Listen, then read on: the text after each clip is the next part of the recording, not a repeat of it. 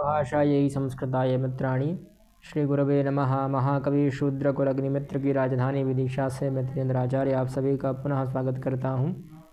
आज हम चाणक्य नीति के प्रथम अध्याय के द्वितीय श्लोक का अध्ययन करेंगे। इससे पूर्व हम प्रथम श्लोक का अध्ययन कर चुके हैं। प्रथम श्लोक में मंगलाचरण था, तो दूसरे श्लोक में स्वाभाविकतः उस ग्रंथ से संबंधित कुछ वस्तु उसमें बताई जाएगी कि इस ग्रंथ किस विषय से जुड़ा हुआ है। तो वही इसमें बताएंगे अब चाणक्य जी कि अधेत्येदं यथा शास्त्रम नरो जानाति सत्तमः धर्मोपदेश विख्यातम कार्याकार्यम शुभाशुभम। इदं यथा शास्त्रम अधेति, जो इस शास्त्र का अध्ययन करते हैं, है ना। अब यथा शास्त्रम, शास्त्र के अनुसार, है ना, शास्त्र का उल्लंघन ना करके, शास्त्र के ही अनुसार है यह, शास्त्र का इसमें कोई उल्लंघन नहीं किया गया है।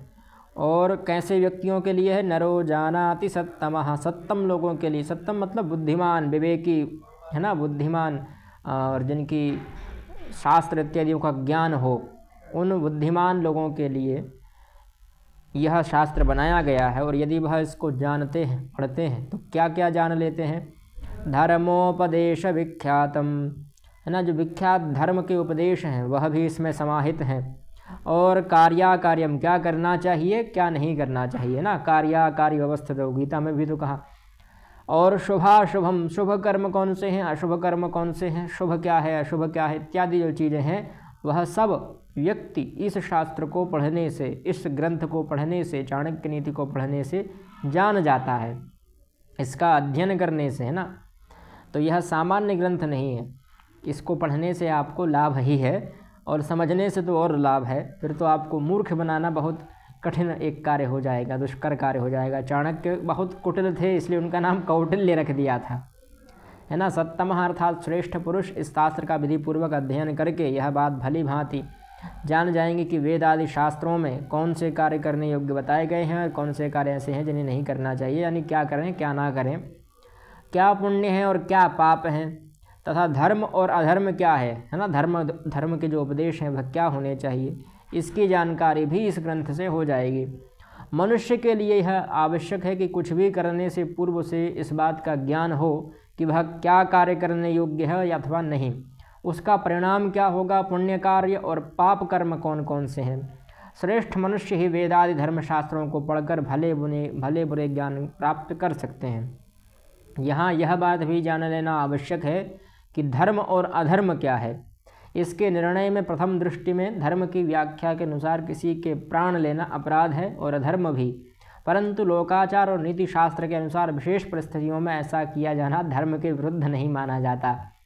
ठीक जैसे सामान्य किसी व्यक्ति को हम मारेंगे तो वह पाप कर्म है, पर किसी दुष्ट व्यक्ति को मारेंगे तो वह पाप नहीं है। जैसे डॉक्टर पेट काटेगा तो वह ऑपरेशन कहलाएगा, और अगर हम किसी का पेट काट दें तो वह हत्या का प्रयास कहलाएगा।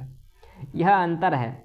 तो जो चिकित्सा के रूप में हो रहा है वह भी एक वही कार्य है, किसी की पेट पर चाकू चलाना ही, और जो सामान्य हम कर रहे हैं किसी के पेट पर चाकू चलाना, वह एक हत्या के रूप में जाना जाएगा। इसी प्रकार से क्या धर्म है क्या अधर्म है वह सब इसमें जानने को आ जाएगा।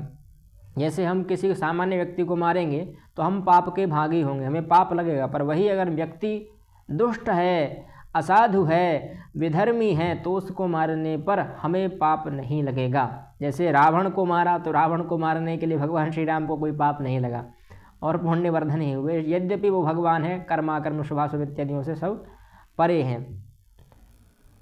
चलिए, पापी का वध और अपराधी को दंड देना इसी श्रेणी में आते हैं। श्री कृष्ण ने अर्जुन को युद्ध की प्रेरणा दी और उसे इसी विशेष संदर्भ में धर्म कहा जाता है ना। उन्होंने भी तो कहा था कि हतो वा प्राप्स्यसि स्वर्गम जित्वा वा भोक्ष्यसे महीम तस्मादुत्तिष्ठ कौन्तेय युद्धाय कृत निश्चयः, कि भैया आप तुम खड़े हो जाओ, युद्ध का निश्चय कर कर अगर जीत गए तो चलेंगे स्वर्ग में, जीत गए तो हम पृथ्वी का भोग भोगेंगे, महीम अर्थात पृथ्वी का भोग भोगेंगे, और यदि मारे गए युद्ध में लड़ते लड़ते वीरगति को प्राप्त हुए तो तुम स्वर्ग का भोग भोगोगे, क्योंकि जो युद्ध में मारे जाते हैं वह स्वर्ग जाते हैं।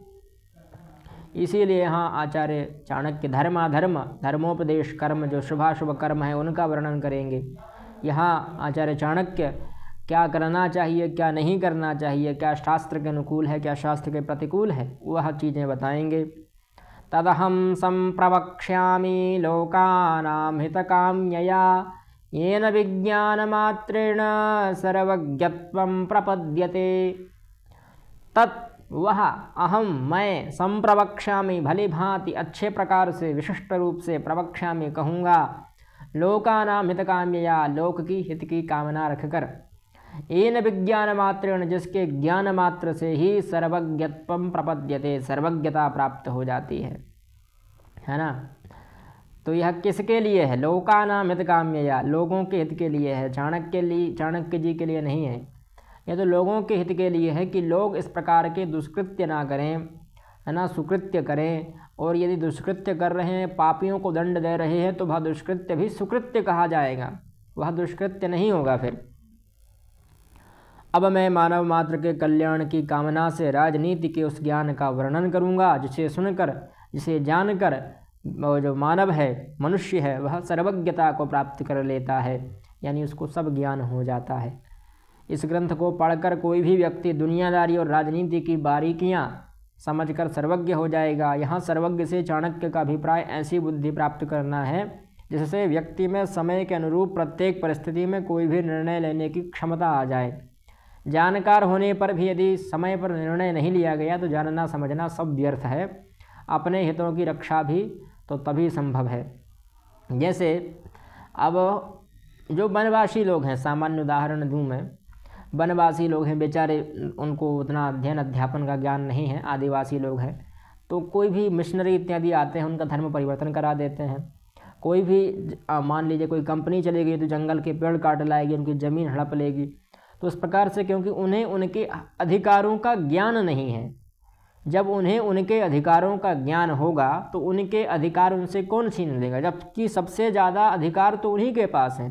वर्तमान सरकार हो अथवा पहले की सरकार हो, सब ने उन्हीं को अधिक अधिकार दिए हैं जो पिछड़े जाति के हैं, पिछड़े वर्ग के हैं। इसके बावजूद उनका उत्थान, उनकी उन्नति नहीं हो रही, क्योंकि वह अपने जो अधिकार हैं वो नहीं जानते हैं। तो उनका उन्नयन ना होकर और उनका पतन ही हो रहा है और लोग लाभ ही उठा रहे हैं उनका।